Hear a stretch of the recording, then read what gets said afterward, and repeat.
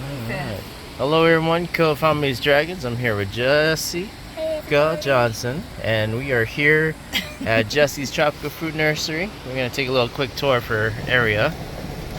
Let me hold it better so I don't drop it. All of these plants over here in this front section are a year old. And these are Robles Reds. The front row is Robles Reds. They all came in boxes about 18 to 24 inches long when we first got them at the end of May last year. So literally they're just over a year old, and you can see how nicely that they're sprouting. They're all fruiting at the main cuttings. At the main trunk line, yeah. Those that variety we stuck in the ground in the same year. We probably had about 150 fruit off of this variety. That's what happens when you get mature cuttings. Yes, absolutely. And then our newer section was planted a little bit later, so we don't see as much fruit over there branching off. But what do you have over here? Same varieties or different? a lot of similar ones, but we also have like Maria Rosa, Lisa. We have some sugar dragon to the left over here, and then we have an acre of passion fruit going in. So we're doing possum purple because it's a self-fertile variety. So we're prepping that now. I just got one of those. The possum purple? Yeah. Really tasty. And how many posts you have in this acreage here? We have 440 posts for the dragon fruit. We will be filling in the gaps and adding some more, but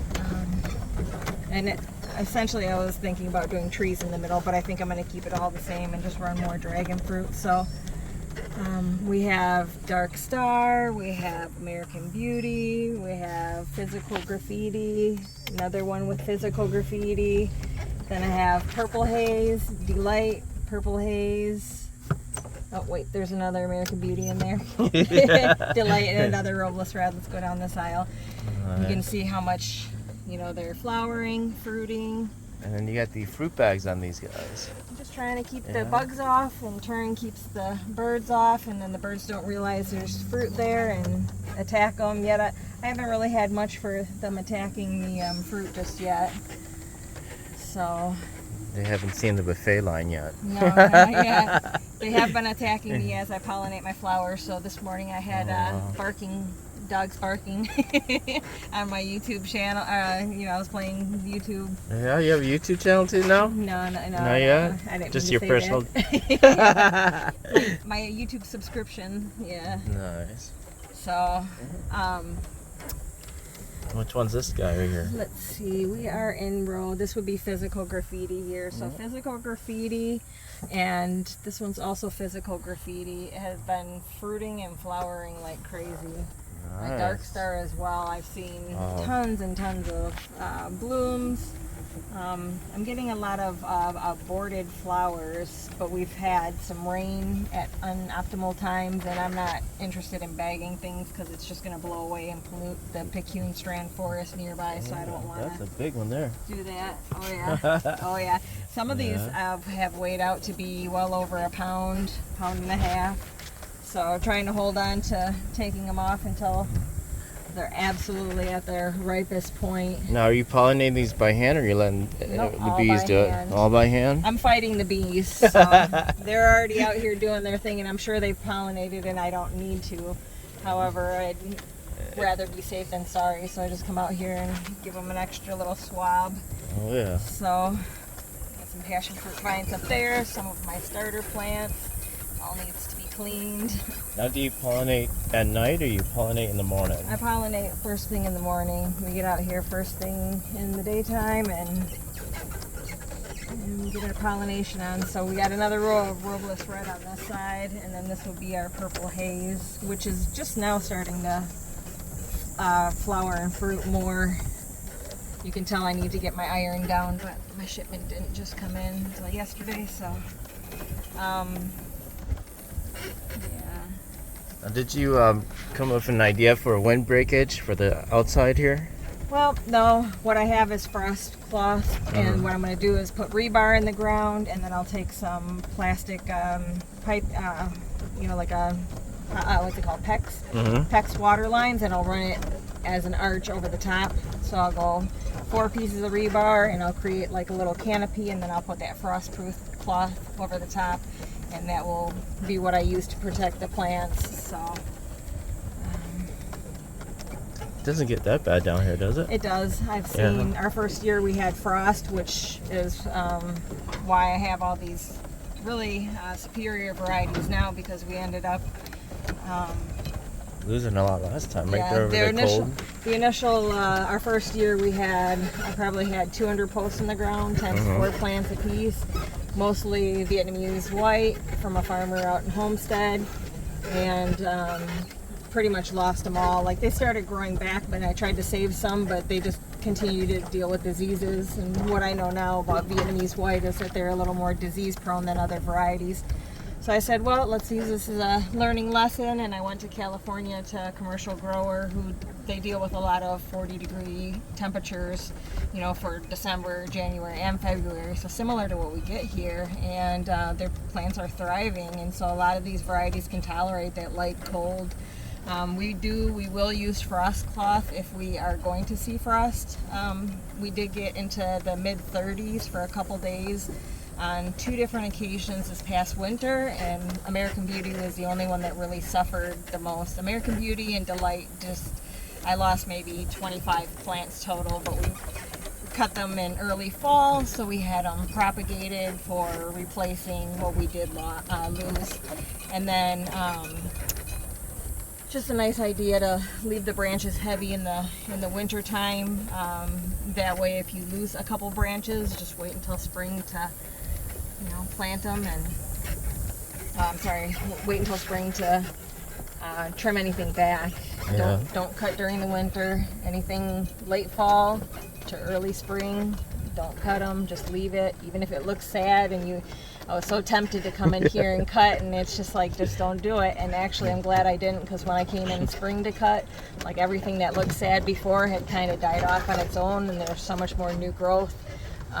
Where if you cut it, then you just leave yourself open to the possibility of another cold snap, which in turn will damage the plant further. So better to just leave it be, and that was very hard. So I focused my attention more on salad trees, which I have over here, like Kiko's Crump and Aunt Lily's South Sea salad tree. I've got red roselle hibiscus, curcumin, turmeric, and then Chief Kubo's prize. So I brought a lot of the salad trees in to kind of offset what we're doing with fruit. I get so many people asking about vegetables. Yeah. And those are all things that you can grow as ornamentals in your yard, eat fresh leaves year round, and they're easy to propagate too, so you can literally just chop them and stick them in the ground, and, you know, set yourself up for another year's crop. Over here I just planted a bunch of sugarloaf pineapples. So these come from Hawaii. Nice. It's a smaller pineapple, but you can actually eat the entire inside of the pineapple. The core. Yeah, everything's edible. There's technically not a core, they say, but it's supposed to be one of the sweetest pineapples. And then. And how much do you normally sell those for? Those ones we're actually going to plant in the field with the passion fruit, so I will sell them. Right now I'd sell them for $15 a piece, but as they grow that'll change. And then we have our tree inventory over here, a little bit of everything. Nice. This is all the purple passion fruit that we will be putting into the field. So you can see it's looking a little sad. Like I mentioned, our irrigation went down.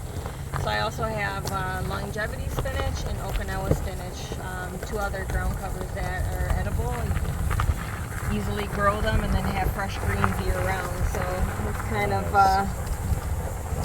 one of my new points of focus. And then we have I brought in a bunch of ever-bearing mulberries too. And I guess we could try driving past the miracle fruit. So you can trust me driving backwards right now. My life is in your hands. Yeah. Trust me driving front forward now. Oh, there you are. He just thinks he's a better nice. driver than me. He can think what he wants. So these are the miracle fruit plants, and you can see from a distance that they're fruiting in like crazy. I mean, they're filled with fruit. So these are what, 7 gallons, right? These are 10 gallons. 10 gallons?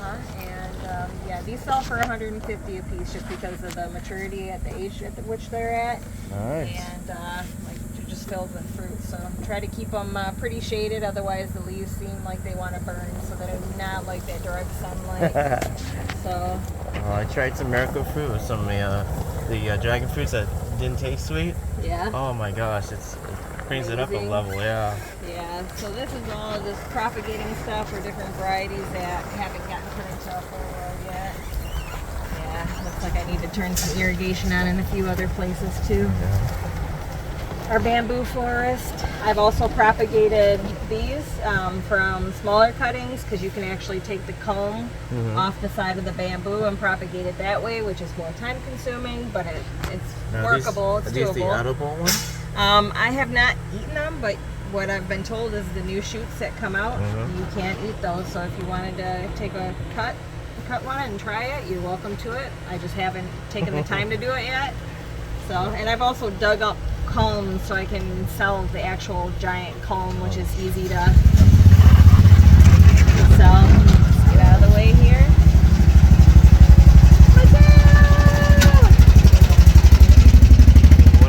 What we got over here?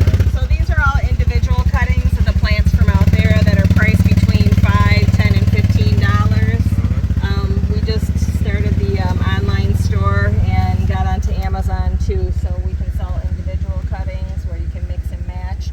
And then all of these are propagated cuttings from the field that were larger, and we have 4 varieties per pack because doing the show last year it just seemed like a lot of people didn't know what they wanted. So each one of these 4 packs has a pollinator, sometimes 2, but then everything you need in one pot to successfully grow some really tasty varieties. Very nice. So those are kind of in a staging area where we're going to get them put around the building, just kind of redoing how I had things set up before. So yeah. That's good. I like that. You get a package deal in a pot. Yeah.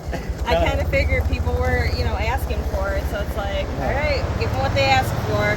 Because half the time they don't know what they got. Exactly, and I spent so much time trying to explain, oh, you need a pollinator, well, you can't just buy that, and then they're freaking out, well, what do I need, what don't I need, and it's like, all right, let's just make it simple, keep it simple, right? And they're like, what's a pollinator? Yeah, exactly. Yeah, it's like, I spent so much time talking and less time selling, then it's like, Yeah. So yeah, we got all the walls put up in here. So Lewis and one of his contractor buddies put all the walls up, and then I went ahead and did all the painting because Styrofoam for cooling. Yeah. Wow. Yeah. I'm very particular about painting, so I had my employees help me with some of it, and I realized they were making a mess. So I came in with carpal tunnel and did the rest, and now. Is this yours or is that Lewis? That is Lewis's baby. I get the farm, he gets the car.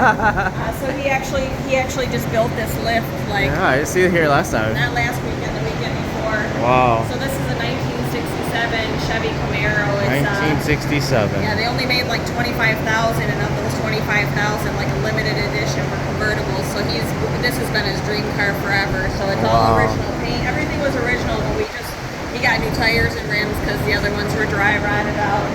Had to put a new gas tank in because that was leaking. And he's very handy. His dad owned a body shop when he was growing up, so he was very much knowledgeable on the cars and into that. So wow. So yeah, I helped with the machine, get the pieces off the truck, and lift them up so we could bolt them into place, and he did the rest. And then he also did. Built out a storefront here, so we have an office in the back. Nice. The front of this shop will be my future storefront. It's just not quite ready yet. So we'll basically line things off here. This will be an outdoor storefront where there's produce that doesn't need to be refrigerated. We'll sell bags of dirt and nutrients and things of that nature. And then this will be the actual storefront in which we will have walls and refrigeration. We'll have the fruit that needs to be cold in here. Right now it's a makeshift area for the bed that's from next door because we had water damage, so everything flooded out over there. Mother's Day I came back to half of my newly remodeled mobile home flooded out. So the B&B was awesome. Yeah, I know. It was. So eventually it'll get put back together. I'm trying to be an optimist. Wow. Yeah, last night we found we had no water, so we went into the dollhouse. and the water was spraying in there. So we have a lot of issues with water out here, as far as just doesn't always want to stay on. Oh, you have a water issue, you have a rain issue. Yeah. It like rains every day. Yeah, we haven't seen a lot of rain here like we normally do. You go about 2 miles out and there's rain all the time. We're just outside of that pocket. So. Wow. So yeah, slowly but surely it's all coming together. It's looking good. I can't wait to see it in all finished and ready. Yeah, me too. Uh-huh. Me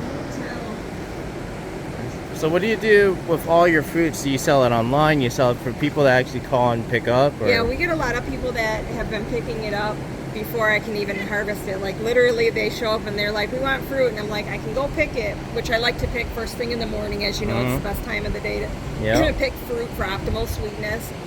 But they'll take it either way, and then we sell everything online. So we ship it direct to customers. We ship in small, medium, and large USPS flat rate boxes because they can guarantee a 2 to 3 day shipping, as opposed to shipping UPS or FedEx, paying 5 times the amount and then shipping in the same amount of time. Exactly. So we well insulate everything that we ship, stand behind with what we're selling, so that if somebody gets something that's bruised or bad, we're backing it up, where other companies want to fight you on that. You know, we just ask that people take pictures right away so we can see what happened and kind of document that. And, but our goal is to take care of the customer, because if you take care of the customer, they'll come back and they'll refer you into other places.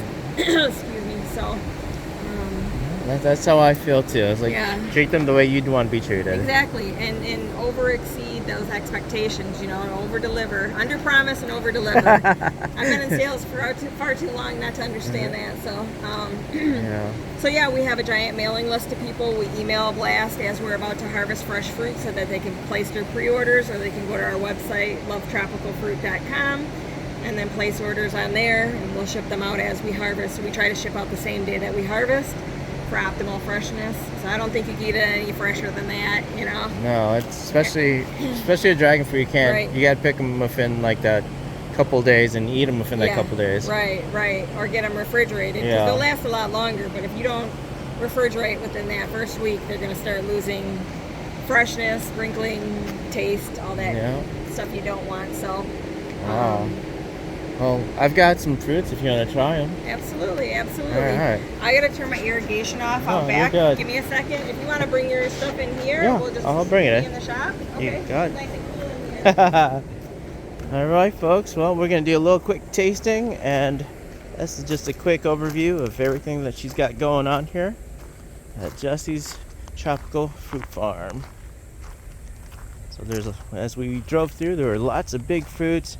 Got them bagged up and ready, and you can also get it from her. I believe it was at lovetropicalfruits.com. You can order your fruits from here as well, and cuttings. So I'll get all the information and put it underneath. Thanks for watching. Like and subscribe. Co of Harmony's Dragons.